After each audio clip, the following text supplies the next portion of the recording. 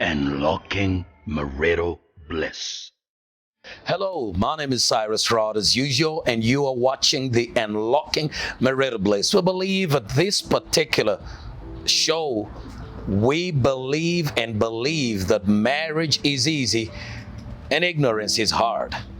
And just tune in and you're going to see how we make marriage easy, because it's easy simply above any other thing.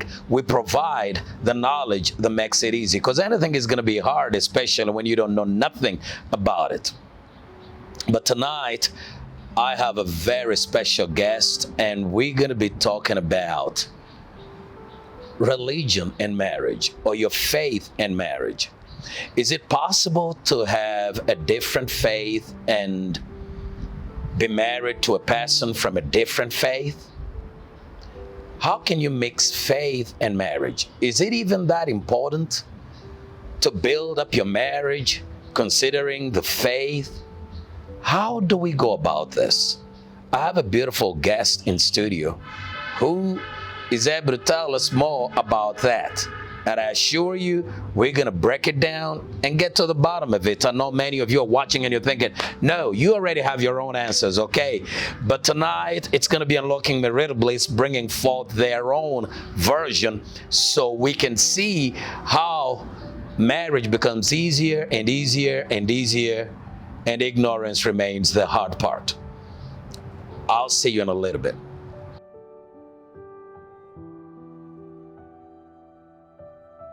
You're so much welcome once again. This is Cyrus Rod, and to your number one show about marriage, Unlocking Marital Bliss. And I'm going to go straight away to introduce my guest this very afternoon. I'm going to introduce my guest, and probably a lot of you know her, and many of you may not know her. But it's really a pleasure to have Sylvia on set today. Sylvia, you're so much welcome. Thank you, sir. You know, in COVID, they don't allow me to shake your hand or do nothing. The president told us, keep away, so I'm trying to keep my distance. Keep your distance. Yeah, but you're so much welcome, Sylvia. Thank you. So who's Sylvia to our guests?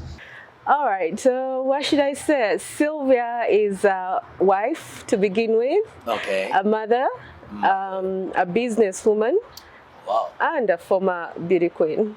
Former beauty queen. Yes. Sylvia is a former beauty queen. So some people may be asking, what is a beauty queen? Miss Uganda? Yeah, Miss Uganda 2011. So we're having Miss Uganda 2011. Yes. And you still look this beautiful. Oh, thank you. Thank you for the compliment. 2011, those are what, 9 years, almost a decade ago. That's true. Miss Uganda 2011. Yes. And now you've become a mother, a wife, a businesswoman. Yes.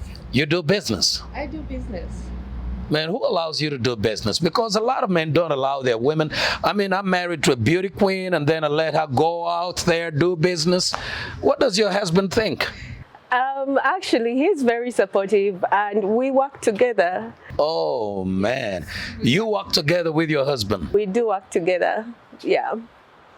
You work together with your husband, Yes. and he's so comfortable with it. You see, we've hosted some people here who are fighting tooth and nail. I can never allow my wife to work. I can never allow my wife to do business. And especially now, you, a beauty queen, oh no, they're going to take her. They're going to steal her. Yeah. Has somebody stolen you away? Hell no. No, unless I allow to be stolen. Exactly. That's a very good response. You got to allow to be stolen. Exactly. Come steal me, but before those ones are out there, now I'm good. Okay. And so you're married, huh? Yes, I am. Oh, wow. For how long have you been married? This year we're making 4 years. In a 4 few years. weeks, 2 weeks time. Oh, man. I'm hosting people that are about to celebrate their anniversaries. So in 2 weeks, you're going to be 4 years. 4 years, yeah. Oh, so you're celebrating your anniversary soon. Very soon, yeah. Oh, my goodness. Any ideas, or that's still private? No, we know we had plans to go out, but since we're in lockdown, we're going back to where we got married 4 years ago. We're going to the Serena, so we'll have a weekend at the Serena Kigo. Yeah. Oh wow! You're gonna just relax there. Yes. Who's this gentleman that chose to marry a beauty queen? My husband is Ali Alibai. Ali Alibai. Yeah, the CEO of Talent Africa. Okay, yeah. Yes.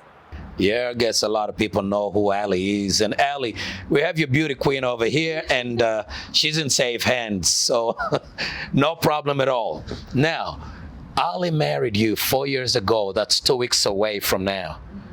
What can you tell Ali before I even proceed? Because you got 2 weeks away. Yeah.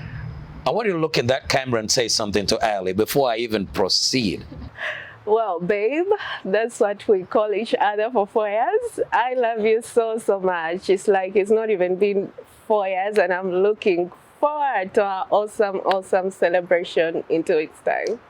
Okay, you heard that, Ali. So that came from your beautiful wife. And I told you, you're the man. Nobody's going to steal her.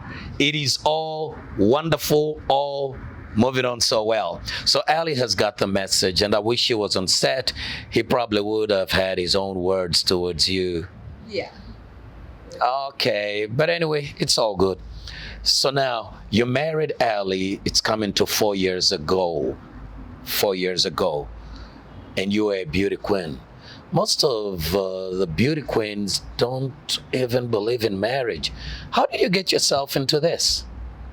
I mean, most beauty queens, the moment you've been crowned Miss Uganda, I'm like, oh yeah, can nobody touch me? You know, you're floating in the air, and how can somebody even approach you and say, I want to marry you?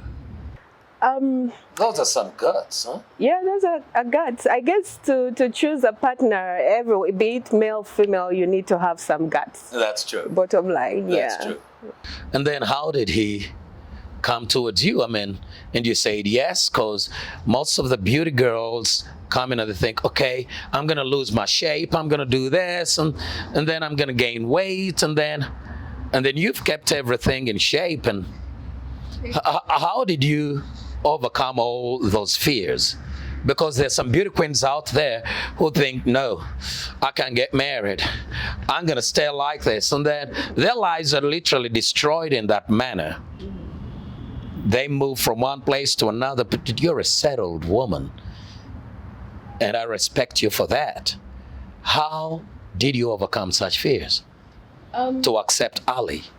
One, I did not have any fears. Okay. Yeah, I always had an open heart, open to love. Wow. I'm a person that was looking out for character mostly. I wasn't focused on color, on wealth, on what, but character and personality of a person. So I was really totally out there and open to love. So I believe love found me. Oh. Yeah, I was just open and stayed put, and I'm looking forward to meeting a good man, a respectable man, hardworking man with a wonderful personality, and I was open to that. And love found me. Love found you. Yes. That is so amazing. How did it happen? Did you, were you on a plane? How did Ali, this love find you? So we have a history with Ali. I met Ali in 2011 before I was Miss Uganda. Oh. He was one of the people that actually encouraged me to go and compete for Miss Uganda. So yeah, we have a story. We met at, I was a model before I was Miss Uganda. Okay. So we had a fashion show and Ali was there. And he thought I was stunning. That's amazing. So he sends his friend to say hi to me. So I say hi back, and I do not go over there. Yeah. So 2 weeks later, we meet at a birthday party. And we didn't know, but me and him 2 weeks later, after meeting at the fashion show event, we meet at the birthday party. Yeah. And this time he has the courage to come and actually talk to me. So we exchange contacts, exchange numbers, and keep talking and keep, we just friends. And then as we're talking, I tell him, Miss UG is here. I don't know, I doubt, should I go, should I not go? And he says, you're one of the smartest women I've ever seen. I think if you go, you would win. You need to go. At least if you don't win, just give it a try. What were you thinking at that point? You're one of the smartest women I've ever seen. I thought that was wonderful of him to say. And you're like, oh, maybe he's just shooting his shots. But it's such a wonderful thing to say to a woman. Yes. And those words actually encouraged me to go and compete for Miss UG. He was there, he was supportive, but we were just friends. And then I end up winning. Yes. But that time we're dating different people. He's dating someone, I'm dating someone else. And we just keep in touch. He sends me invites to his shows when I'm around. If I'm in the country, I go. He calls me up. Are you free? I have a concert coming up. Please come through. Influence for me. We do that and we just stay friends. So in 2012, I partially moved to the US. Yes. And then 2013, I came back to UG because what I'd gone to do there did not work out really well. Okay. And when I came back, he was the first person to message me and say, are you back? Are you free? I'm like, yeah, I'm back. I'm free. He's like, can I take you out? I'm like, sure. So we go on a date, and then that's when we realize both of us are not in any relationship. Okay. So that's when he asked me to be his girlfriend. Okay.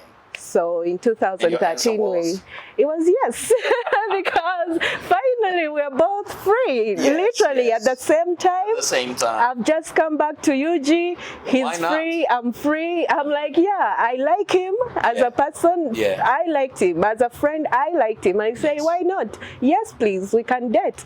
So we started dating for 2 years, and 2015 he popped the question. Yeah. Where did that happen? So it happened at home. Okay. Yeah, he had a whole setup going. He had gone to the Mamas a week before, and he had gotten P Square to sing and say something for me. So it was.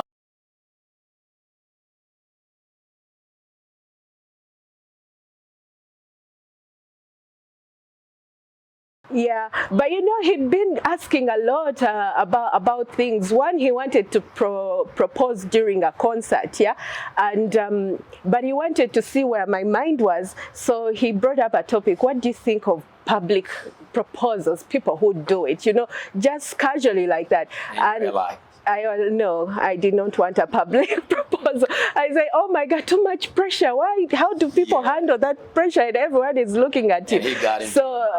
So he later called it off because Sauti So was ready. It was Sauti So, yeah. Wow. So they had come to do a love concert, and he was going to propose. I'm like, thank God! Oh my God! I'm freaked out. So he cancelled. He cancelled on proposing there, and then he went to South Africa for the Mamas and did something with P Square, and we had an intimate proposal, just the two of us at home. So he had been pestering me, champagne, champagne, champagne. Let's go out, get ready. I'm like, relax. I did not know. We are still at home. Why do you want to pop champagne at home? Yes. It's fine.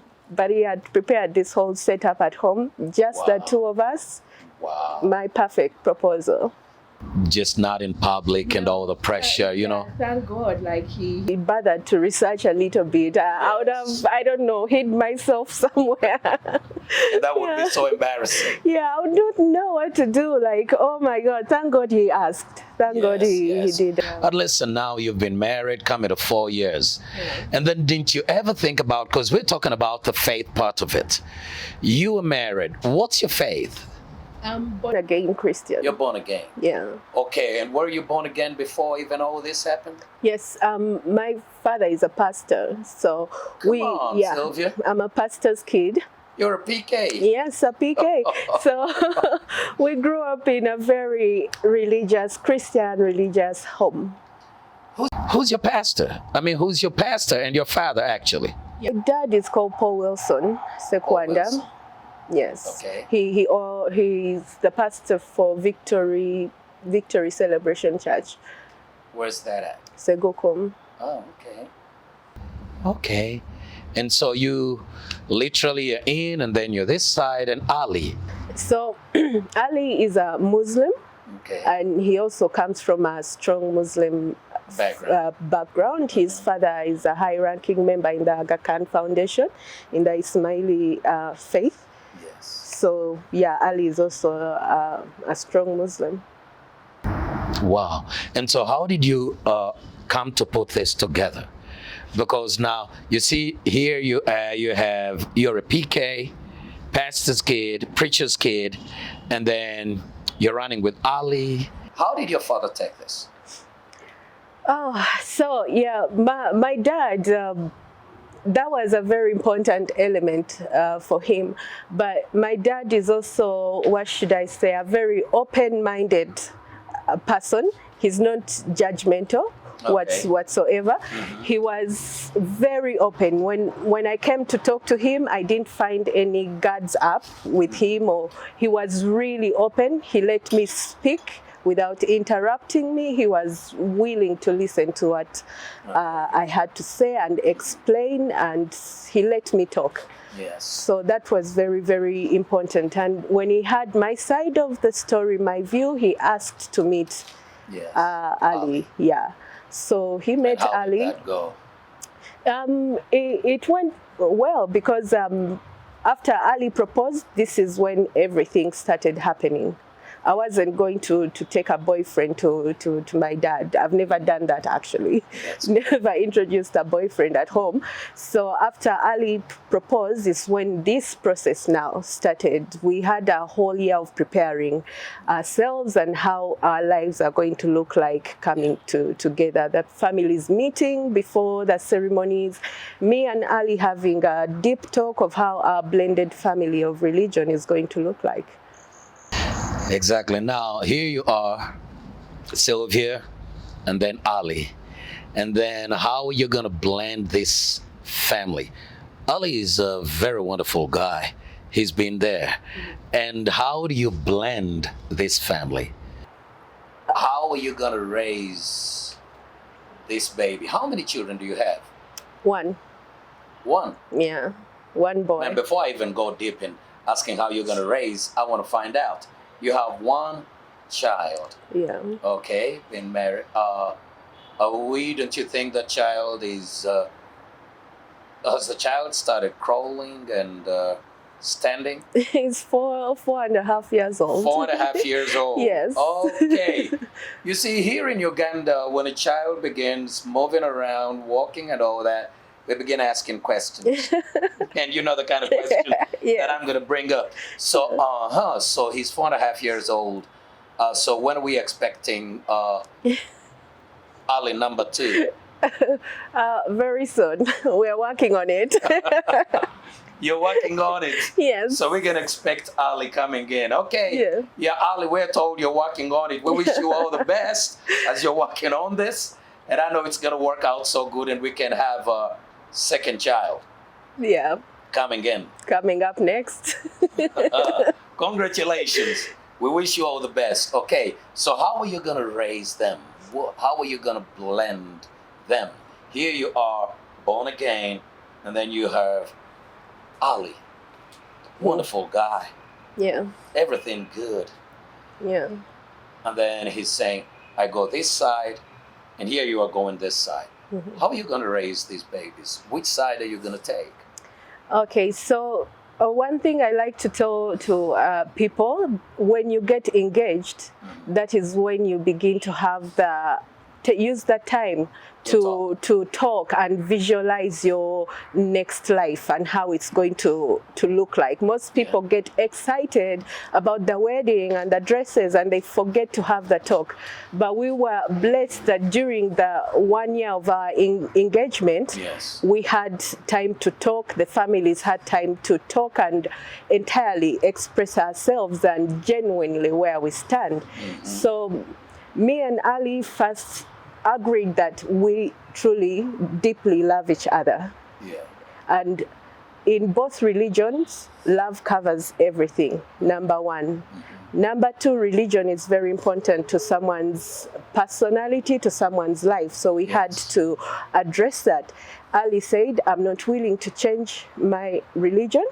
How about you? I'm not willing to change my religion. I've grown up thinking that way. I'm not going to lie to you that I'm going to change. He's like, I'm not here to change your religion. I'm here to be with you as a person because I love the whole of you. And I'm like, I also love the whole of you as a person, your religion and all. I respect your religion. I respect you as a person. So I do not want to change anything on you. He doesn't want to change anything on me. So we were like, okay, now it was time to bring in the parents. My dad obviously gave me the talk. Don't forget where you come from. This is how you were raised. That's the only thing I know is Christianity. I'm like, that's the only thing I know. I will stay in my faith. It's like, we respect Ali. We will welcome him as a Muslim in our house. We do not expect to change him either. He will be the man that he wants to be. We will respect that.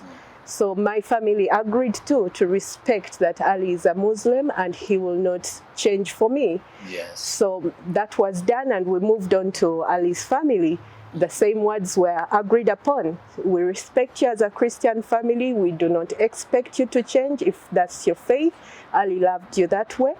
It will stay like that. Our son will stay in our faith. That's how he was brought up. If you respect that, that's okay with us. So both our parents had the talk, they agreed, and that was settled. Okay. Both of us were at peace with that. Both of you are at peace with it. So, because definitely you look at things differently, he looks at things differently. Yeah. And then wasn't there any fears like, okay, when I get married to a Muslim, at least their faith allows you to get up to about 4 wives. Am I willing to handle all of this? Yeah. With those fears? So yeah, we talked about that, and I'm like, I come from a Christian family, and we were in one partner for life. Yeah. That is one of the fundamentals for us. Very true. So he said, in my faith, you're allowed 4, but it's not a must. You can also have 1 wife for life. It's and amazing. I love what you say. Yes. You are allowed 4, but it's not a must. It's not a must. He said it's not a must. You're allowed to also have 1 wife. I have a friend called Ramadan. He probably is watching you and is thinking, okay, so I can actually, you mean it's not a must for me to have the 4? Yeah, so it depends on the man, and I guess it's called a sunnah in their religion, and what you want to take on. But what I know is that from him, it's not a must. If you want to love 1 woman for the rest of your life, he said, it's a choice he can take up. It's a choice, Ramadan. It's a choice. You know, you can be able to love 1 woman for the rest of your life. It's a choice. So it is so good that now you're the one and only. Yeah, so, but he also gave me examples of his entire family. Okay. They are all married to one woman. They are Muslims, but from the great-grandparents to his father and to his uncles, they are a Muslim family that, it's within them. To take 1 woman. One woman as an example. So, however, so he's learned from he said, family. I can also assure you that my dad has 1 wife. His dad had 1 wife. Even the dad before him had only 1 wife. Really, so his trend was more comforting. Yeah, though they are originally Muslims, but they've come from one wife kind of families. Yes. However, it's something that you don't completely put off the table. You've accepted someone the way they are. Yeah, that's true. If in life that bridge gets to be crossed, who knows where my mind of thought would be in 10 years from now, in 20 years from now.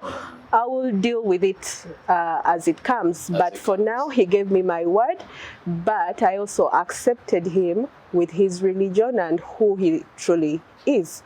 So in case he wants to change that conversation, I'm willing to, in time, have that conversation. Okay. Yeah. And I love the confidence and, the straightforwardness you're bringing into this.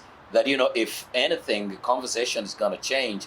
My prayer is going to be that the conversation doesn't change and Yeah. that it remains the same. Yeah. And it can be one man, one woman, since he picked it up from his parents and his grandparents and his great-great-grandparents. It's something that can flow with. And my buddy, I have a buddy, and I'm so serious with this. He's called Rama, and he's really having a blast with this.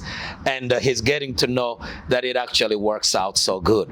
So, with all that happening, now you have your baby. He's already walking. He's 4.5. Yeah. And what do you think? How do you teach him about God? Okay, so once we started to have the discussion for the kids, again, it started with me and Ali. Now that I'm pregnant, we have to talk about religion, and we agreed that we'll bring up our child both in the Islamic and in the Christian faith.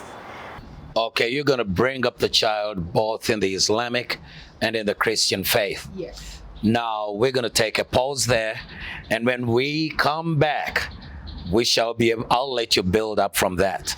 You're still watching Unlocking Marital Bliss, and I am with the beauty queen, 2011 Miss Uganda Sylvia, married to Ali, and we're finding out how you do the faith thing in marriage. We'll be right back.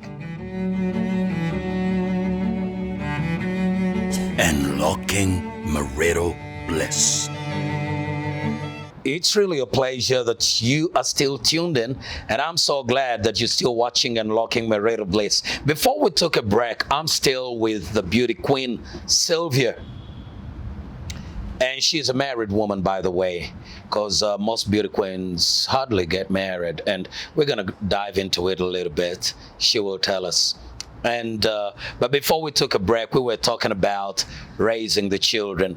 And she's a mother. And she's married to Ali, and they have a baby, and we're going to talk about this. And before we took a break, Sylvia, that's what we were dealing with. But then before we actually dive into there, let me just backtrack a bit. Beauty queens, how many Miss Ugandas have been married? Actually, quite a few that I know of. Yeah, actually the ones you know of, because you must have some history of Miss UG. Yes. And I may not know much about the 1960s, but within our generation, probably 90s, 2000s, and after 2011, whatever.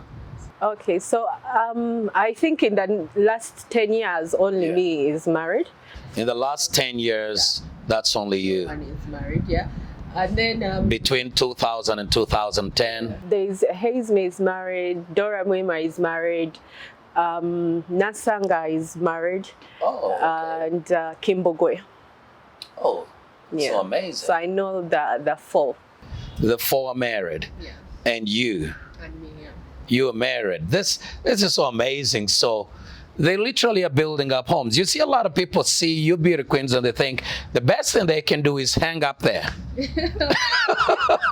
Does she even know how to make a meal? Does she even know how to do anything? Mm-hmm. Yeah, of course. How would you be a beauty queen with no life skills? I mean, making a meal and looking after yourself and actually having a life is part of being beautiful. So guys, you better get to know this. Beauty queens can make a home, okay? And they have life skills and they know how to make a good meal. And guess what? They know how to raise a family. Because I have one on set here. She's a beauty queen and she has all the life skills. So please don't you get scared. And there's some that are not yet married. I challenge you, make a move, okay? I challenge you, make a move. Don't let them beauty queens stay there alone. There's some that are not yet married, and I think Queen is not married. No. Okay, yeah, so I'm releasing the real man. Yes, wherever you are, beauty queens have the skills, okay? So you can go for them. Anyway, I get to you again. You have a son. What's the name of your baby? Yeah, he's called Aries Ali Alibi. Aries Ali Alibi. What does Aries mean? Aries means wise and strong leader. Oh, come on. what language is that? It's a Gujarati name. Man, wise and strong leader. Yeah. Man, you better know how to name your kids, okay? Because some of us, over here in Buganda and some other cultures here in Africa, oh Lord, if you're going to name a kid, it's going to be tough. Because it's like I wake up in the morning and I'm like, this is the name. What? No thinking, but wise and strong leader. Yes. You literally put that into this child. Yeah. That even when they try to go astray, they still believe, I'm wise and strong. I'm wise and strong, so I better live up to my name. Exactly. So how do you raise Aries? To what faith would Aries go for? Because you and Ali are flourishing. Mm-hmm. You're doing good. You guys say you have no problem at all. So how do you do it with Aries? Because in fact, this is not only happening with you.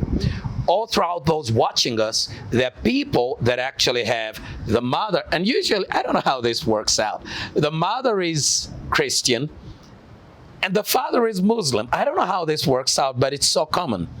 Mother is Christian, father is Muslim. And then usually the child is with mama. And mama is spending more time with this baby. And mama ends up saying, hey, this is what I'm saying. You better learn this. You better get to know this. And then daddy is having some little moments with the child. So how do you raise, with those watching us, without this child being caught in between the two? Okay, so to begin with, it's a very delicate balance. That's very true. But in my mind and in Ali's mind, we know that we worship one God. Okay. And no one of us here on earth for sure 100%, if you're not really indoctrinated, 100% know that you're doing the right thing. We all live by the grace of God, by the grace of Allah, depending on where no one is perfect. And that's something we instill in Aries. So this is how we decided to raise him. We decided to raise him in both faiths, Christian and Islamic faith. He's already gotten his certification in the Ismaili faith in Uganda. Okay. I signed off those documents and I take him to church. The parents are fine with it. So I'm very lucky. On Ali's side, the grandparents are very involved in our son's life. Really? Very involved. Yeah, they take him to the mosque every chance they get. They take him to the mosque. He knows how to pray. It's so cute. 5 times a day. Not 5 times a day, but he knows how to do the prayers and all those things they do. It's very cute. And when I get a chance, I take him to church. Yeah. So he knows what a church is and he knows what a mosque is. And believe you me, those kids are not silly. He can tell the difference. Yes. He can tell the difference. So he'll grow up from childhood experiencing both religions, but none of us is too aggressive. Yes. Too aggressive on him. Even when he grows, force any direction. No, we are not going to force any direction on him, and he will experience both religions as he grows. And a good thing, the parents are very supportive. They don't say that don't take my grandchild to church. Neither does my dad say don't take my grandchild to the mosque. They are very willing. When we go to my dad's church or my uncle's church, they welcome us. Aries has a good time. And then he goes to the mosque and he knows this is the mosque, this is the church. And he knows how we pray in church. He puts up his hands. He puts up his hands and all that I'm praying. And he knows when he goes to the mosque, he does those things. He puts his head down. It's so cute.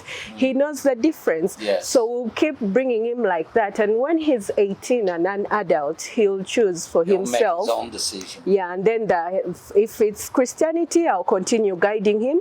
If he chooses Islam, the dad side will take it up from there when he's an adult and he has chosen. If he chooses to still represent both, that's still fine.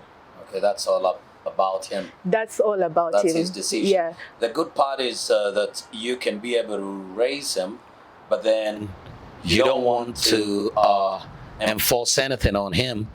You still say, we want you to make your own decision which side you're going to be taking. Yes. But then there are people out there, I don't know what you would say to them, that literally the mother has insisted it's going to be this way, and the father is insisting it's going to be this way, and now they're caught in some kind of a catch-59 or something like that, and the child ends up either saying, I'm tired, I'm running away from both of y'all because I don't know what y'all are doing.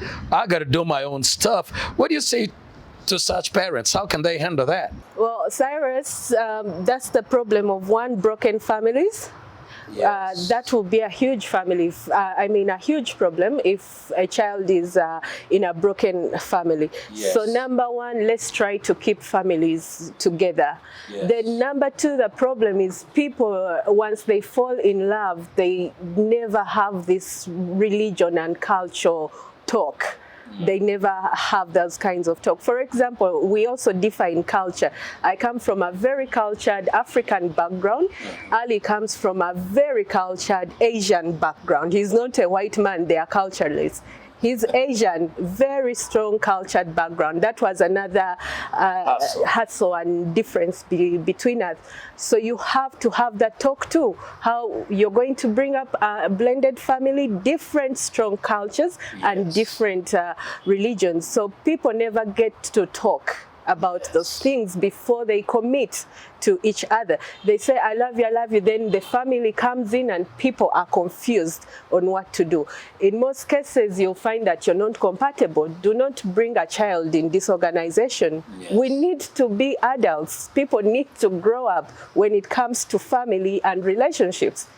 Growth is lacking in the world. That's very true. People are still very immature when they start families, when they decide to bring kids in the world. They've not taken time to discuss with each other. I could bet how many sit down when you're courting, when you're dating, and talk about your future children. No, we never talk about that stuff. We're thinking about getting in bed as quickly as possible. Exactly. Then the child comes, and then your true self comes out. Yeah. You say, oh my God, now this is my specimen.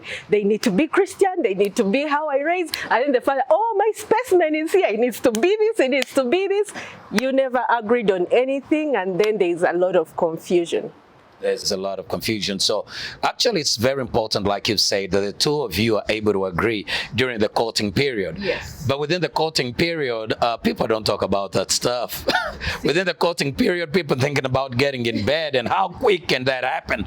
And they miss out on, they're talking about the kind of dress they're going to put on and the kind of suit they're going to wear, the wedding bands and all that kind of stuff. And nobody's really dealing with the things that make a marriage. It's easier to deal with what makes a wedding than what makes a marriage. True. Because those are two different. But then you mentioned something that I don't want to overlook, and that's about culture. Yeah. You brought it in because, okay, we talk about this faith thing and then you brought in the culture part. How do you bring this in? This is strong Asian culture. Those guys have a culture. Forget about United States. Yeah. The culture in America is Hollywood and the media. That's their culture. Yeah. But otherwise, they don't have any. But then strong Asian. And even in Asia, there are different cultures. So how did you, from here, which tribe are you from? Muganda. You're a Muganda, Sylvia Namutebi. Only one Mamba. Yes. Okay. Sylvia Namutebi. Now you see, some people are even wondering, you mean she's, oh, come on. Cyrus, are you serious with the one you're hosting? Oh, yes, I'm serious. She's Sylvia Namutebi. You did a Mamba. Yes, she's from the Mamba clan for the Baganda who understand that. Anyway, Sylvia Namutebi, you're from the Mamba clan. And I'm also from the Mamba clan. Anyway, that's a debate for you guys there. But anyway, Sylvia, Here you are from the Mamba clan, and then you're meeting with Ali, an Asian. These cultures, man, it's just amazing because we here can't even handle each other. Yeah. And then you cross from here and you go to Asia. Because over here now we have challenges. You're a Muganda and you're going for Ranita South and goes, no, that won't happen. You're a Muganda and then you're going for Ranankole girl. Oh, no, that won't happen.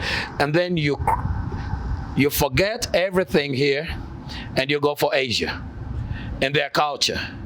How do you handle their culture? Because their culture equally is so different. Yeah.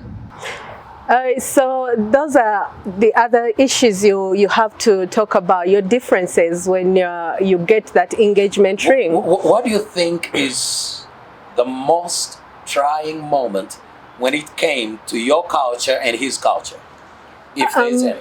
Cyrus, to tell you the truth, I did not have any trying moments. Maybe just to say what things are we going to do, especially ceremonies, and what things are we not going to do. So we ended up doing everything, and I had 7 ceremonies in a course of 1 year and a half.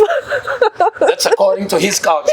No, combined. We did everything, total to 7 ceremonies. Ceremonies. Yes, in a course of 1 year and a half. Yeah. And so what are these ceremonies? Because some girl there is going out with an Asian. So what should she expect? They've not even talked about this. What is she going to expect? One, be open-minded, because the families are now involved. No family wants their son to miss out on some things, and no family wants their daughter to miss out on some things. So you need to listen to each other. And if you can afford it, you go for it. Go for it. Don't shut out any person's point of view to begin with. So Ali's family wanted some things done. We agreed to everything. My family wanted some things done in the process of getting married, and we agreed to that. For example, we did both Islamic and Christian weddings. Okay. Then when that was done, we did both the traditional Kuchala and Kwanjula. I did that. And then we did... So Ali put on a kanzu? Yes. Okay. He did that and brought dowry and everything. They don't do that. By the way, their culture is the woman that marries. Oh, come on. Okay. You see, that's the stuff I'm trying to bring out. Our viewers need to understand. In their culture. Yeah, I'm the one supposed to. So you married Ali? No. When it came to that, he married according to my culture. Because according to their culture, I'm the one supposed to pay his dowry, but he married according to my culture. So you didn't take dowry? No, I didn't give him dowry, but he got dowry to me. Now I love this. So you were caught. Oh man, this makes it so interesting. Yeah. So in his culture, you're supposed to marry him. Yeah. You take the dowry. Yes.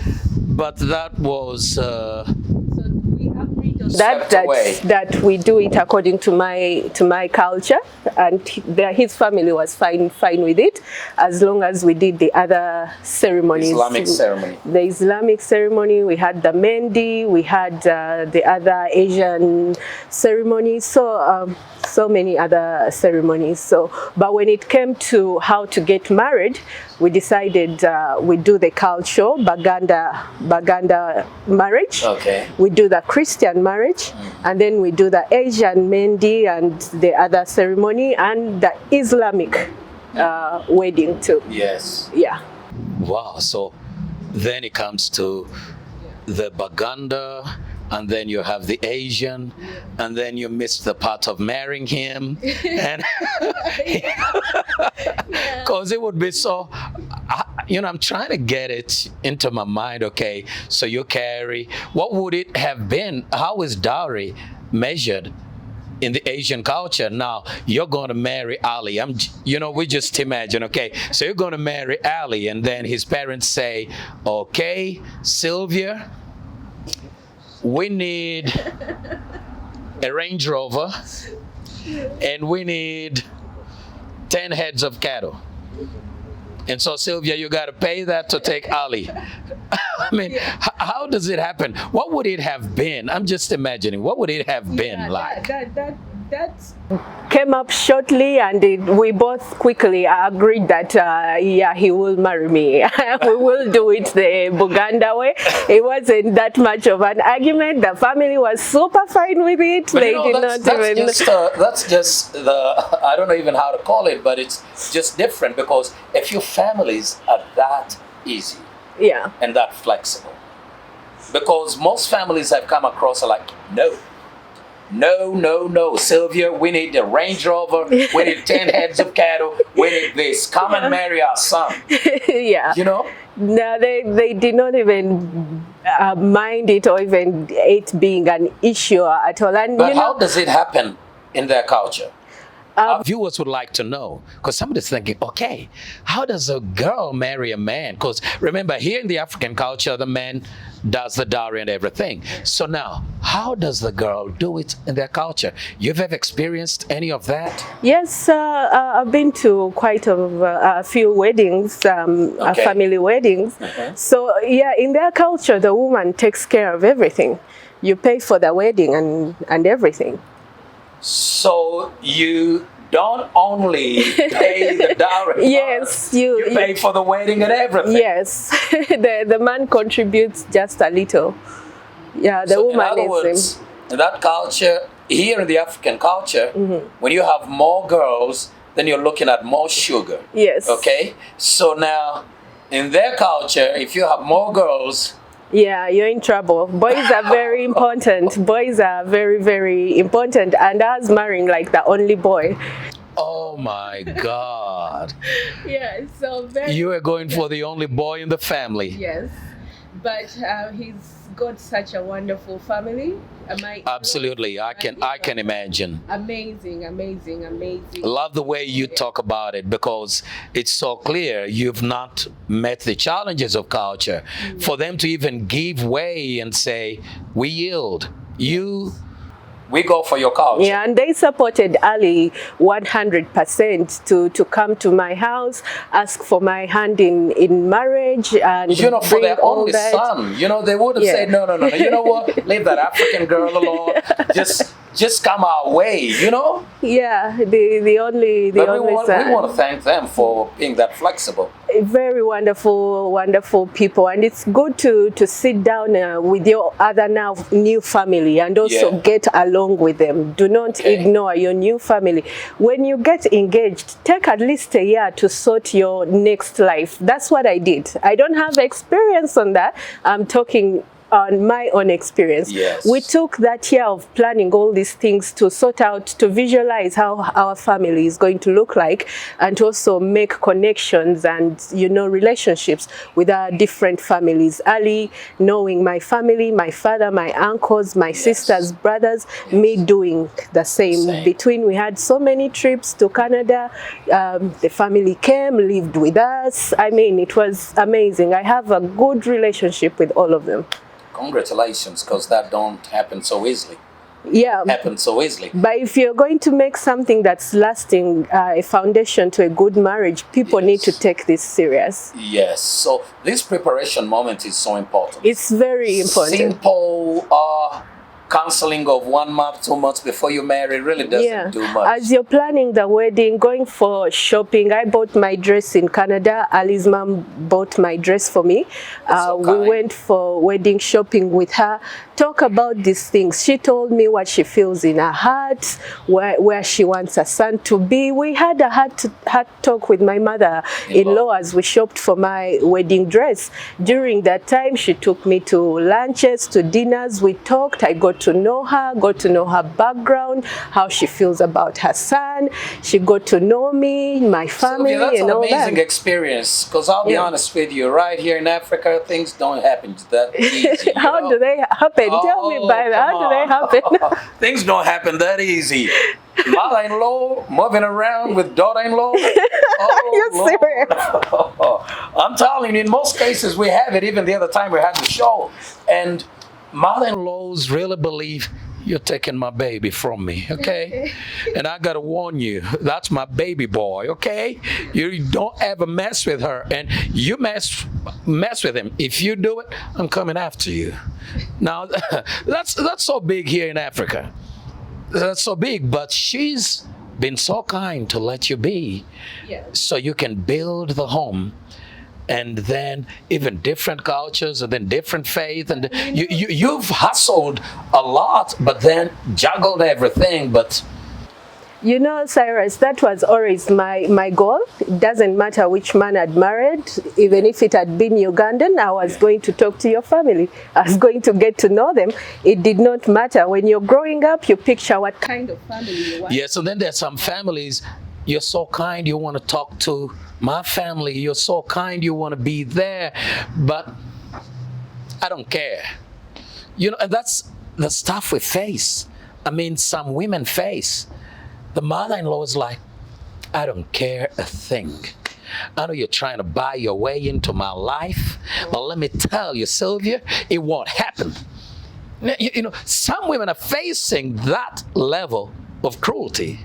It won't happen. But I say it's kind that you're experiencing something so different, and yet the cultures are literally worlds apart. And we can really celebrate that, and even encourage mothers-in-law out there.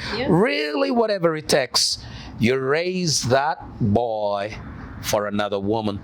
You never raise that boy for yourself. You raise that boy for another woman. And guess what? You're raising a Reese for another woman. Do you know, because soon you're going to be a mother-in-law. Yeah, definitely. and you're going to be able to share what you experienced. Down to that daughter-in-law who's going to show up when a Reese brings them in. Actually, Ali's mom inspires me a lot. She made me a better woman. That's how it ought to be. Yeah. When she comes to our home, she'll cook meals, she'll do everything for me. Like, she'll take care of me and Ali like we are kids, we are babies, and I'm like, this is what I want for my son. And when you go to her house, she won't let you do anything, literally. And she's just made 60 years old. Okay. You feel like you shouldn't be cooking for me. I need to cook. She's a professional chef. Yes. She'll cook up meals. She'll take you to dinner. She won't let you do anything. She'll look after me. She'll look after Ali like a baby, look after my son. So I got inspired. I'm like, you know, if I ever become a mother-in-law, I want to be this to my son. Even a mother to my son, I want to be like Ali's mom. Because Ali's mom is still Ali's mom. Yeah. Yes. She takes care of him. She takes care of me. Like, I'm her own daughter. Like, she doesn't treat me any different. That's how it ought to be. Let me ask, there's something you've not yet brought out. Give us an example. If a woman is marrying in your husband's culture and is marrying this man, what are some of the things that the family would ask for? I think it depends on the family to begin with. Not to say anything, but Ali's family is really fine. Yeah, they're really well-to-do. So even if it wasn't me, I believe it was another girl, they would still say, we just want to make sure that you truly love our son. And you're in this for the right reasons, and you two see a life together. That's what the dad told me, that's what the mom told me, and I believe, I'm sure that that's the same thing. What would be an average? What would be an average? Like, because here when it comes to, for example, in the Ankole culture, if you're going to take somebody's daughter, they're going to say this number of cows and whatever, and this stuff like that. What would it be like in the Asian culture? Okay, so you know the Asian culture, they go all out. Like during wedding ceremonies, they have like a whole week of celebration. My wedding was also like that. Right here, okay? Yeah.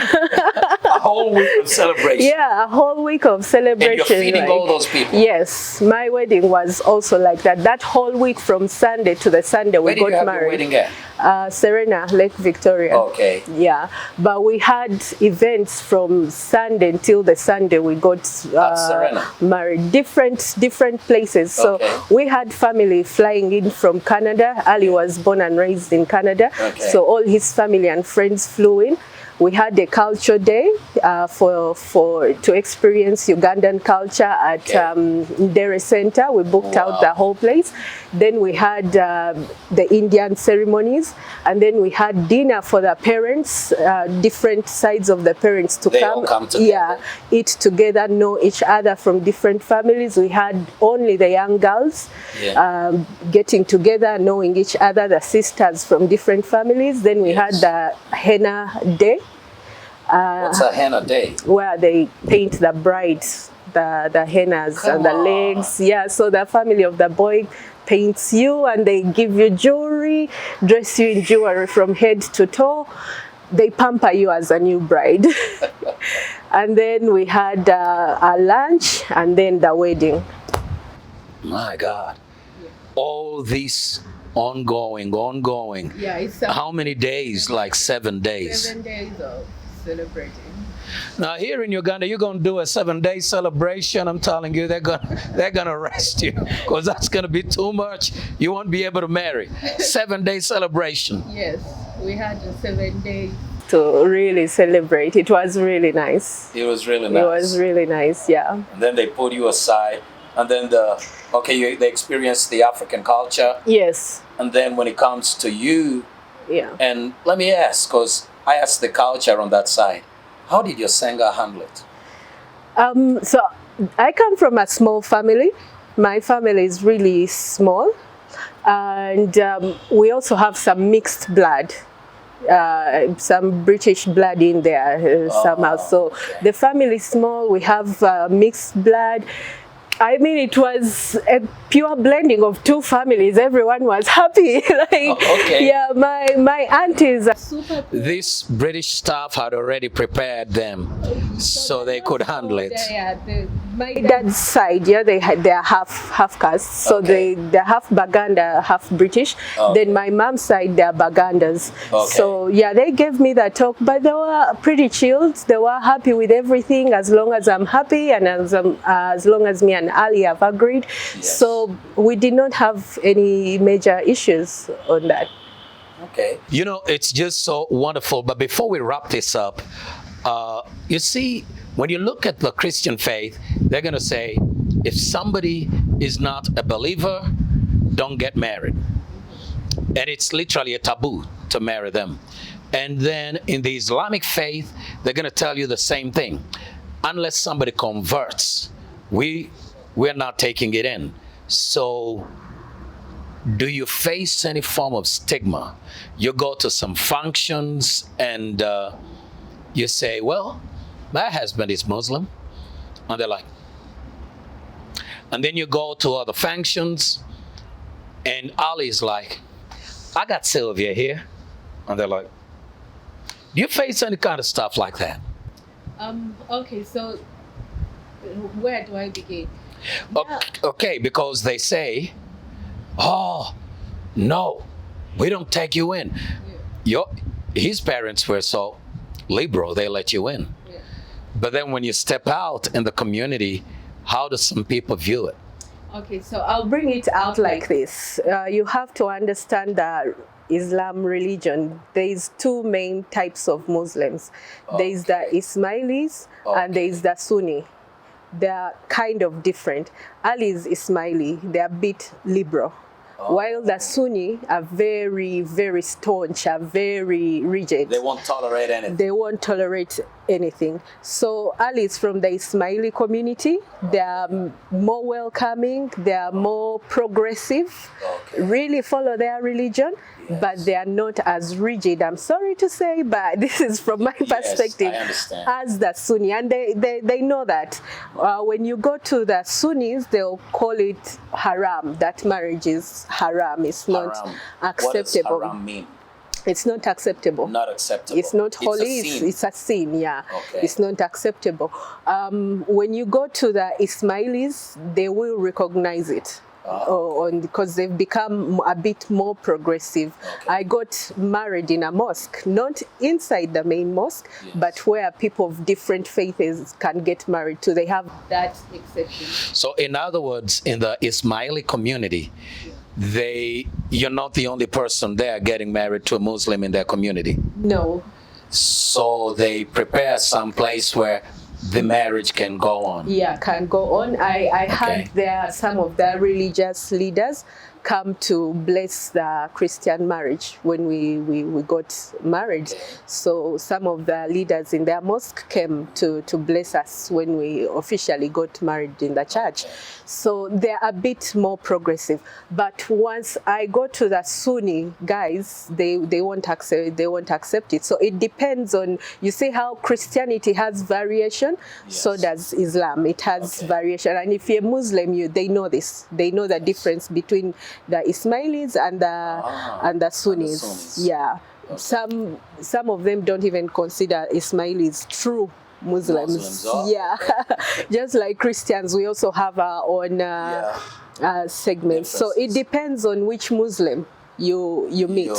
Yeah. And then the judgment will go on that, what kind of rules they follow. Yeah. So if you meet a progressive one, they're totally fine with it, which is mostly the entire Ismaili community. So I will not comment. But at least we take your experience, and all we wanted to know was Sylvia Namutebi and her experience. And we thank you so much for having allowed to be our guest today.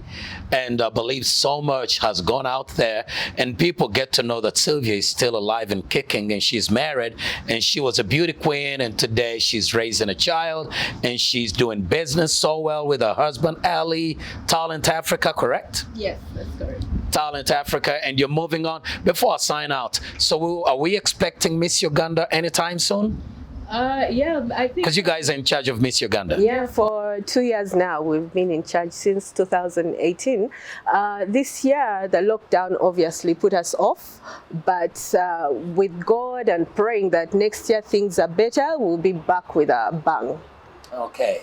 So we expect Miss Uganda next year. That's 2021. Yes. And Talent Africa is going to be back with a bang. And you're going to have Miss Uganda moving on. You had it from the horse's mouth. So no doubt about it. Thank you for tuning in. And this is Cyrus Rod with my guest. We're signing out. And remember, marriage is easy. Ignorance is hard. We appreciate you watching. And of course, all the courtesy and the grace given to us by Sheraton Hotel Kampala. We do appreciate you being part of this, and hey, it's the place to be. And no looking back. Remember, marriage is